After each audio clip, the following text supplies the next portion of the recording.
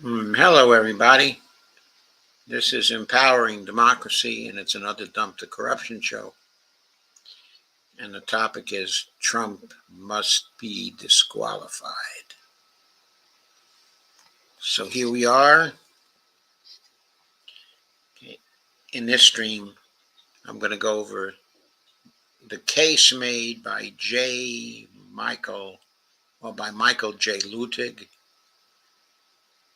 the famous conservative judge, and by Lawrence Tribe, the famous professor from Harvard, who's on the liberal side of judicial thinking. So the liberals and the conservatives came together to build a case that Trump is disqualified by the Constitution. Whether the Supreme Court is willing to recognize it or not, whether they will obey the idea that he must be disqualified or not. These two are saying, in the abstract, that the Constitution does disqualify Donald Trump. We're going to go over the reasoning now in some detail, and I will do a commentary on it.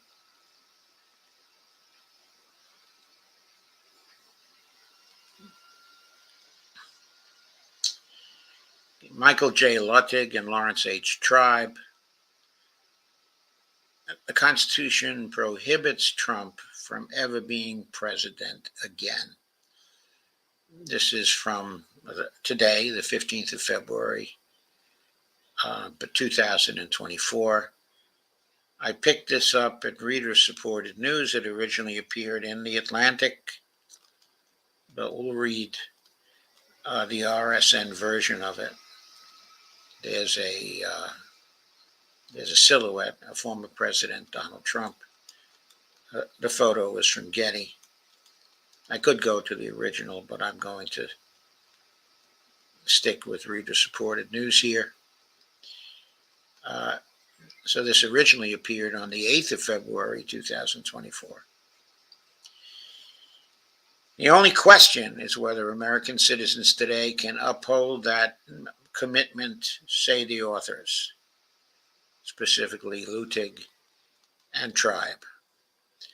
As students of the United States Constitution for many decades, one of us is a U.S. Court of Appeals judge, the other is a professor of constitutional law, and both as constitutional advocates, scholars, and practitioners, we long ago came to the conclusion that the 14th Amendment, the amendment ratified in 1868 that represents our nation's second founding and a new birth of freedom, contains within it protection against the dissolution of the republic by a treasonous president. This protection, embodied in the amendment's often overlooked Section 3, automatically excludes from future office and position of power in the United States government, and also from any equivalent office and position of power in the sovereign states and their subdivisions, any person who has taken an oath to support and defend our Constitution and thereafter rebels against that sacred charter, either through overt insurrection or by giving aid or comfort to the Constitution's enemies. The historically unprecedented federal and state indictments of former President Donald Trump have prompted many to ask whether his conviction pursuant to any of all of these indictments would be either necessary or sufficient to deny him the office of the presidency in 2024.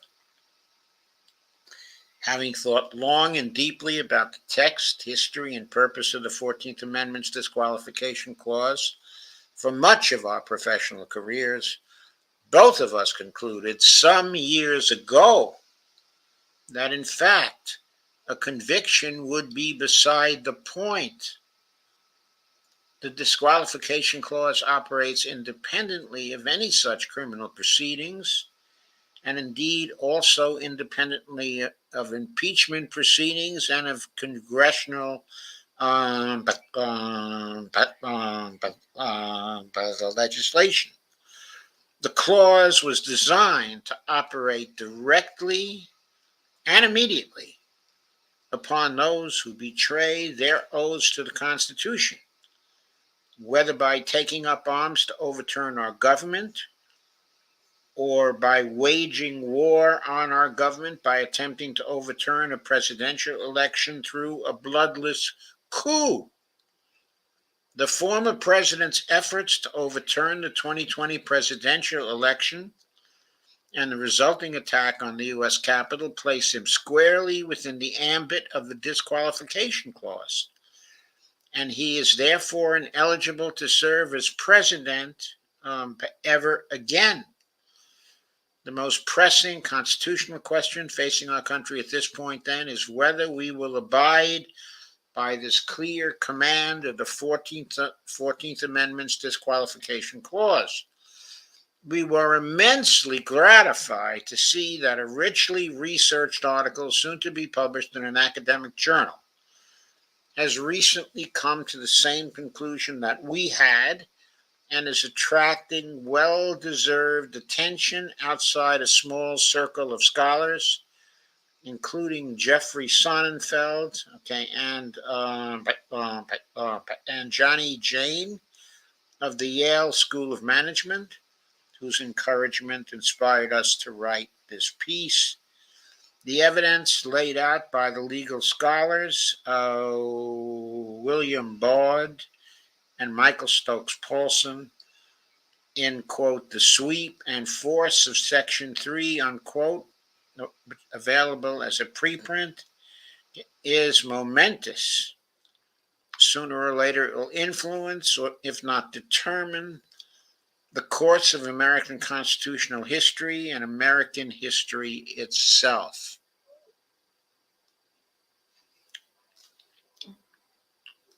So note, first of all, that the authors are saying that the application of Section 3,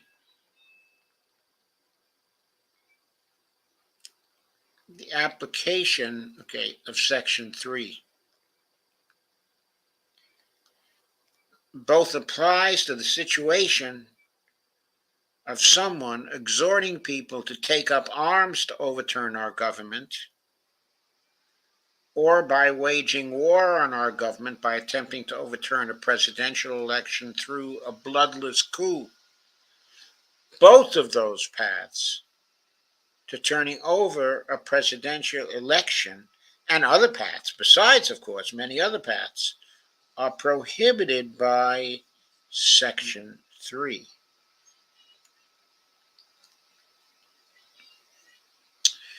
Written with precision and thoroughness, the article makes the compelling case the relevance of Section 3 did not lapse with the passing of the generation of Confederate rebels, whose treasonous designs for the country inspired the provision that the provision was not and could not have been repealed by the Amnesty Act of 1872 or by subsequent legislative enactments, and that Section 3 has not been relegated by any judicial president to a mere source of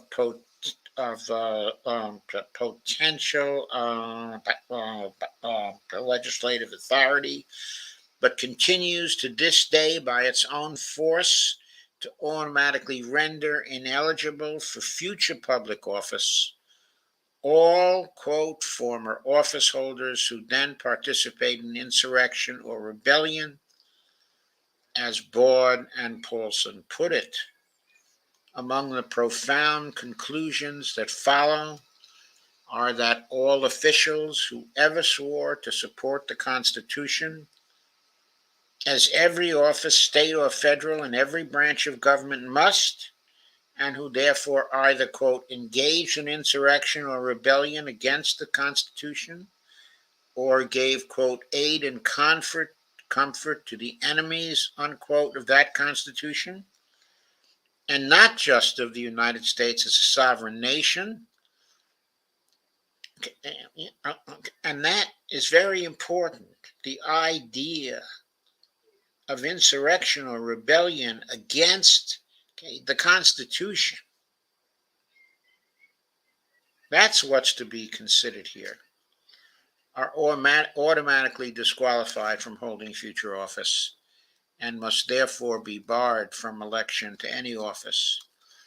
Regardless of partisan leaning or training in the law, all U.S. citizens should read and consider these two simple sentences from Section 3 of the 14th Amendment.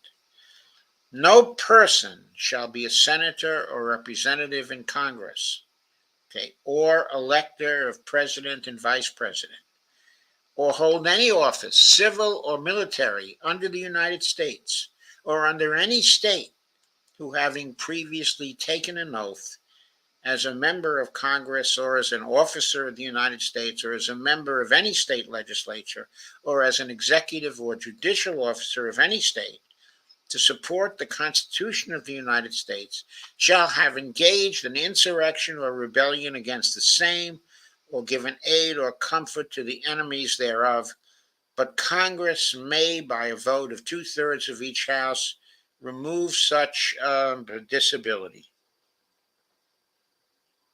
So that's what the authors want us to consider.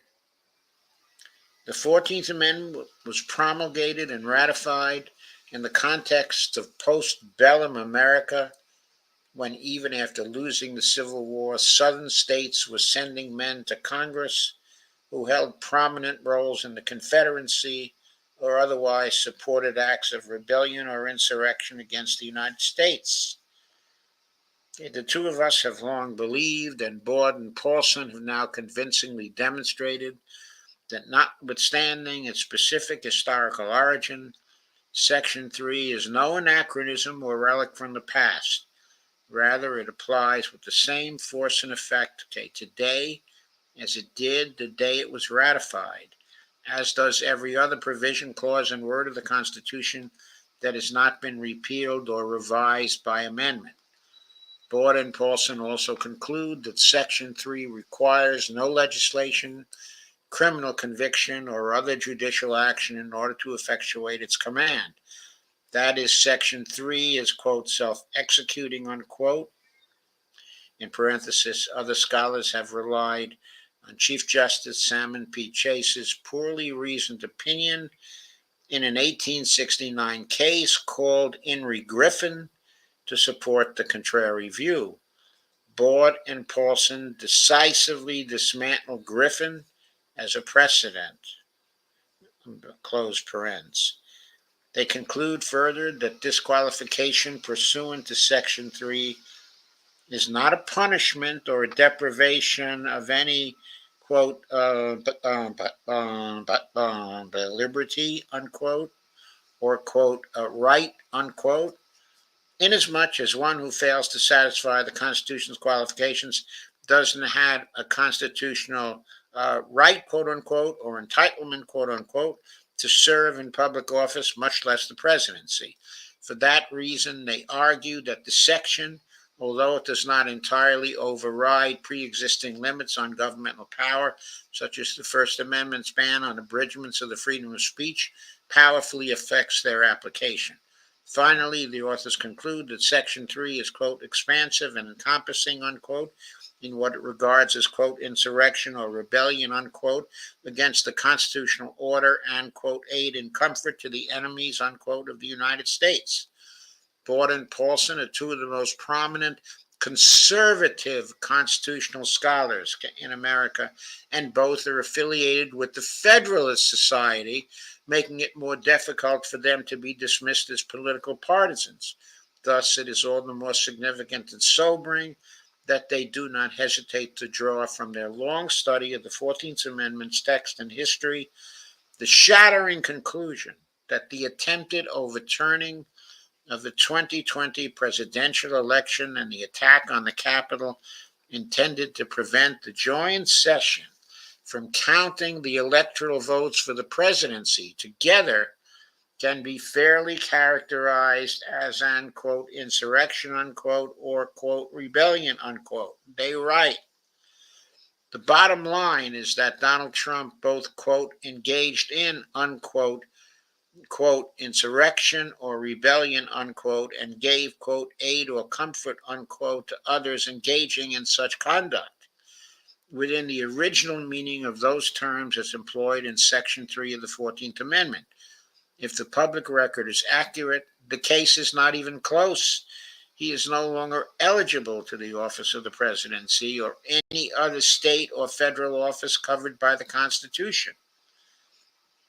At the time of the January 6th attack, most Democrats and key Republicans described it as an insurrection for which Trump bore responsibility. We believe that any disinterested observer who witnessed that bloody assault on the temple of our democracy, and anyone who learns about the many failed schemes to bloodlessly overturn the election before that, would have come to the same conclusion. The only intellectually honest way to disagree is not to deny the event is what the Constitution refers to as, quote, insurrection, unquote, or rebellion, quote, unquote, but to deny that the insurrection or rebellion matters. Such is to treat the Constitution of the United States as unworthy of preservation and protection.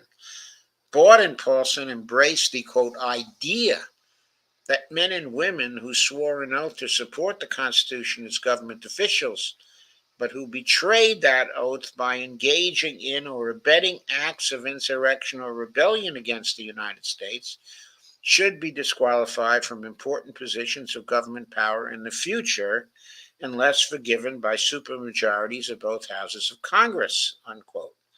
To them, as to us, this will forever, quote, remain a valid, valuable, unquote, and, quote, vital precept, unquote, for America. Section 3's disqualification clause has by no means outlived its contemplated but necessity, nor will it ever, as the post-Civil War framers presciently foresaw. To the contrary, this provision of our Constitution continues to protect the Republic from those bent on its dissolution. Every official who takes an oath to uphold the Constitution, as Article 6 provides, every public official is obligated to enforce this very provision. The Baude-Paulson article has already inspired a national debate over its correctness and implications for the former president. The former federal judge and Stanford law professor Michael McConnell cautions that, quote, we are talking about empowering partisan politicians, such as state secretaries of state, to disqualify their political opponents from the ballot. If abused, this is profoundly anti-democratic, unquote. He also believes, as we do, that insurrection and rebellion are, quote, demanding terms connoting only the most serious of uprising against the government, unquote. That Section 3, quote, should not be defined down to include mere riots or civil disturbances. He worries that broad definitions of insurrection and rebellion with the, quote, lack of concern about enforcement procedure could empower partisans to seek disqualification every time a politician supports or speaks in support of the objectives of political riot, unquote. We share these concerns, and we concur the answer to them lies in the wisdom of judicial decision as to what constitutes, quote, insurrection, unquote, quote, rebellion, unquote, or, quote, aid or comfort to the enemies, unquote, of the Constitution under Section 3. As a practical matter, the processes of adversary hearing and appeal will be invoked almost immediately upon the execution and enforcement of Section 3 by a responsible election officer, or for that matter, upon the failure to enforce Section 3 as required when a Secretary of State or other state official charged with the responsibility of approving the placement of a candidate's name on an official ballot either disqualifies Trump from declaring on a ballot or declares him eligible, that determination will assuredly be challenged in court by someone with standing to do so. whether another candidate or an eligible voter in the relevant jurisdiction. Given the urgent importance of the question, such a case will inevitably land before the Supreme Court, where it will in turn test the judiciary's ability to disentangle constitutional interpretation from political temptation. Um, um, um, but additionally, with or without court action, the second sentence of Section 3 contains a protection against abuse of this extraordinary power by these elections officers. Congress's ability to remove an egregious disqualification by a supermajority of each House. The entire process, with all its sometimes frail but thus far essentially effective constitutional guardrails, will frame the effort, to determine whether the threshold of, quote, insurrection, unquote, or, quote, rebellion, unquote, was reached, in which officials, executive or legislative, were responsible for the January 6th insurrection and the broader efforts to reverse the election's result. The process that will play out over the coming year could give rise to momentary social unrest and even violence. But so could the failure to engage in this constitutionally mandated process. For our part, we would pray for neither unrest nor violence from the American people during a process of faithful application and enforcement of their Constitution. If Donald Trump were to be reelected, how can any citizen trust that he would uphold the oath of office he would take upon his inauguration? As recently as last December, the former president posted on Truth Social his persistent view that the last presidential election was a, quote, massive fraud, unquote, one that, quote, allows for the termination of all rules, regulations, and articles, even those found in the Constitution, unquote. No person who sought to overthrow our Constitution and thereafter declared that it should be, quote, terminated, unquote, and that he be immediately returned to the presidency, can in good faith take the oath that Article 2, Section 1 demands of any president-elect, quote, before he enter on the execution of his office, unquote. We will not attempt to express this constitutional injunction better than did George Washington himself in his farewell address to the nation in 1796. The basis of our political systems is the right of the people to make and to alter their constitutions of government. But the Constitution, which at any time exists till changed by an explicit and authentic act of the whole people, is sacredly obligatory upon all. The very idea, the power, and the right of the people to establish government presupposes the duty of every individual to obey the established government. All obstructions to the execution of the laws, all combinations and associations under whatever plausible character with the real design to direct, control, counteract, or the regular deliberation and action of the constituted authorities are destructive of this fundamental principle and a fatal tendency.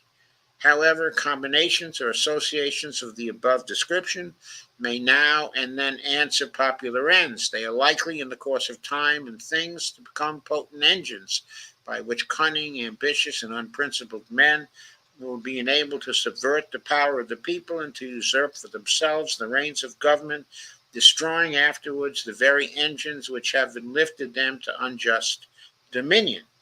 Our first president may well have been our most prescient. His fears about, quote, cunning, ambitious, and unprincipled men, unquote, have over the centuries proved all too well founded. But his even stronger hopes for the Republic were not misplaced.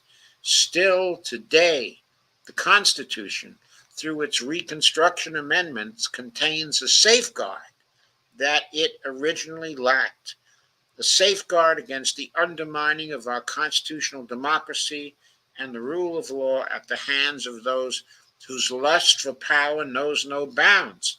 The men who framed and ratified the 14th Amendment entrusted to us, quote, the people of the United States, the means to vigilantly protect against those who would make a mockery of American democracy, the Constitution, the rule of law, and of America itself. It fell to the generations that followed to enforce our hallowed Constitution and ensure that our Union endures. Today, that responsibility falls to us. So to me, that is a brilliant, brilliant piece calling to us to take seriously the language of Section 3, which does not require any legal processes in order to apply. It does not. It just says that people who engage in insurrection, okay, or rebellion, okay, against the Constitution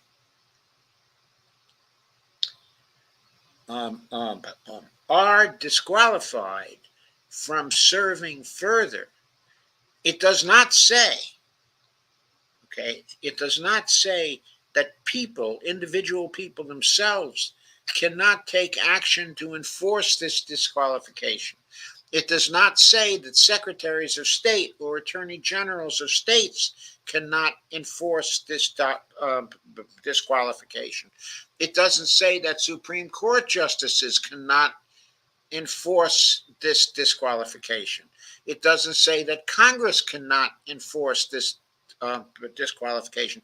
It leaves the question open as to who can enforce this disqualification.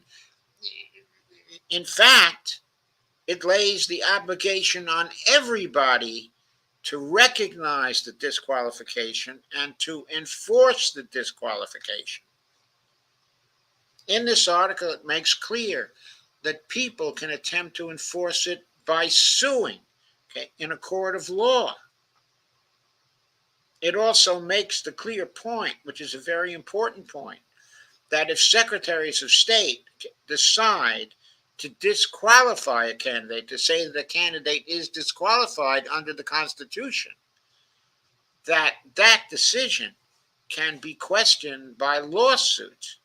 And similarly, if certain officers of the states or certain officers of the federal government fail to disqualify someone who ought to be disqualified under the 14th Amendment, then that officer can also be sued for not acting properly. In other words, this is not biased towards disqualification or lack of disqualification by any officer.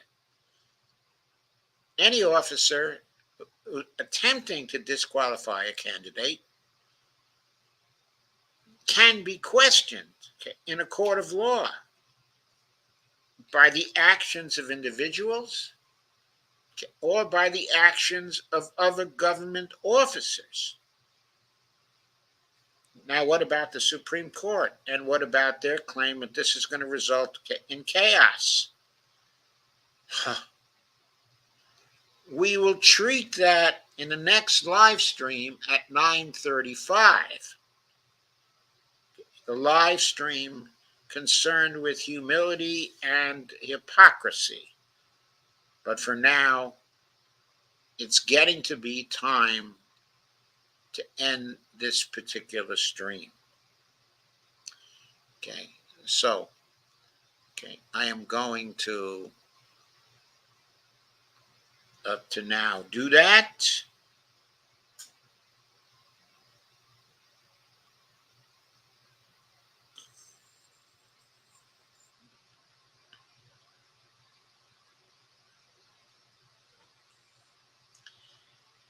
Okay, Steve says he's out of here because Doc knows the law but hasn't researched what actually happened, that day. I'm sorry that Steve is out of here and wasn't here to stay for the whole thing, because the law is very, very relevant here. Okay. I mean, we saw what Trump did.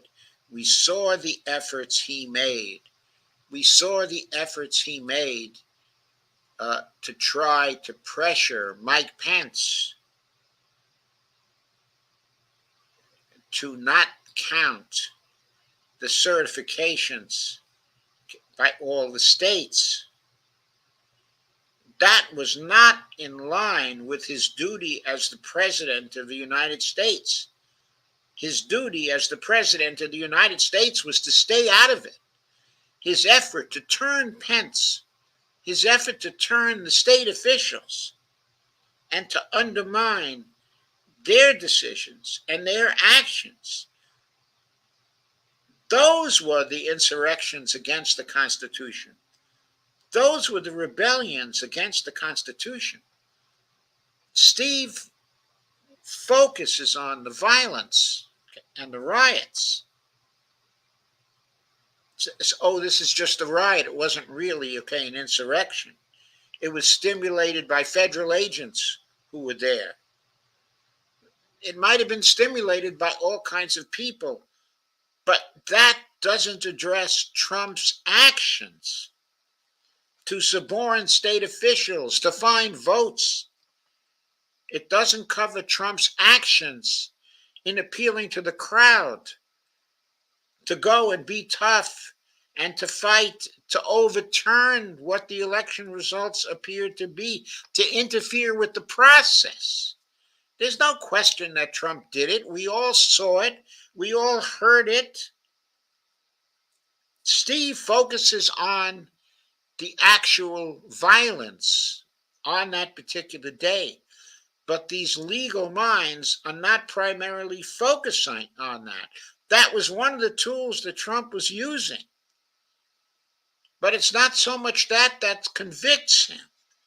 And that's why the facts of that day, of what happened that day in the street, are not determinative of whether Trump was guilty of insurrection or not.